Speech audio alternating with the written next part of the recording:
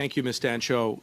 There's no doubt that we need to support law enforcement, domestic law enforcement, and that's one of the reasons why. So, sorry, we Minister, have what I'm asking is, have you anti-gun. also heard that police Sorry, forces... if I could what just I'm complete asking the is answer. if you have heard that police forces their resources are stretched quite thin. They're having challenges keeping up with the crime that we're seeing. Absolutely unreal. Ms. Dancho shuts down Marco Mendicino from speaking foolishly. She is floored at the fact that the Liberals are spending $5 billion for this bill instead of investing in the Canadian border where the guns are being smuggled in. Please like, subscribe, turn on your notifications, and most of all, comment down below. Here's the clip. Minister, I know that you've gone across the country, as have I, and met with police forces. What I'm hearing is that they are stretched quite thin. Are you hearing the same thing?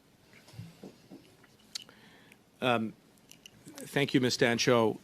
There's no doubt that we need to support law enforcement, domestic law enforcement, and that's one of the reasons why. So, sorry, we Minister, have what I'm asking created is, an have you anti-gun. also heard that police Sorry, forces... if I could just complete what I'm asking the is, answer. if you have heard that police forces their resources are stretched quite thin. They're having challenges keeping up with the crime that we're seeing.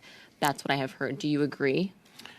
I was trying to complete my answer, Ms. You could just say Dancho, yes or and no. I think I'm being responsive to your question, which is that I acknowledge that we need to support domestic law enforcement, which is what we are doing through our anti-guns and gangs fund. Those resources are being transferred to provincial and territorial partners, which in turn filters through to domestic police, and we'll continue to do that. Thank you, Minister. So I would take that as a tacit yes. You would agree that police resources are stretched thin and they require more resources. We're also seeing violent crime has increased over the past 7 years by 32%. Are you familiar with that statistic?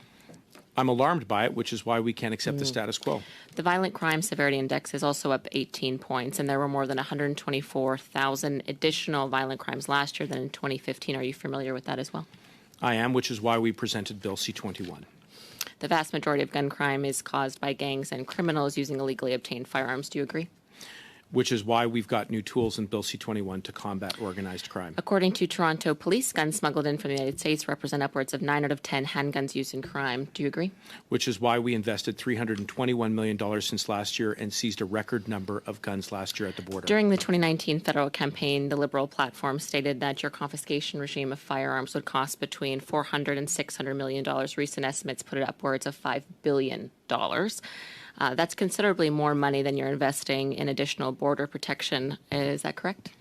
Well, I would begin by saying that assault-style rifles have no place in our communities, which is why we want to implement a buyback program to get them out once and for all.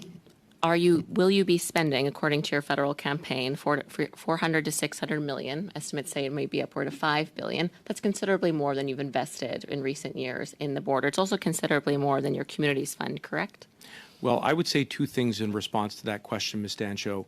First, we plan to be very transparent about the costing around the buyback program, but I also want to be clear with you and all members of this committee that there is no way to put a price on a life lost. And all you have to do is look into the eyes of any of the families who've lost somebody to an assault-style rifle.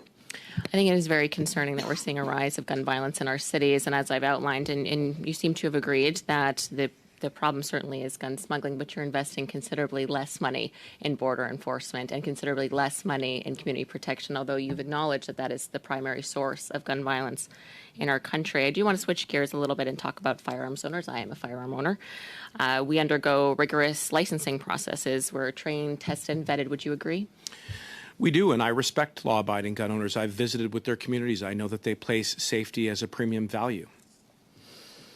There is you may be familiar with the Liberal Long Gun Registry from the 90s. It was estimated to cost about $2 million annually to administer. I'm sure you're familiar with this. It ended up costing $1.2 billion. So the estimates from your government that you may be spending $400 to $600 million, now estimates are saying perhaps upwards of $500 billion, or $5 billion, pardon me.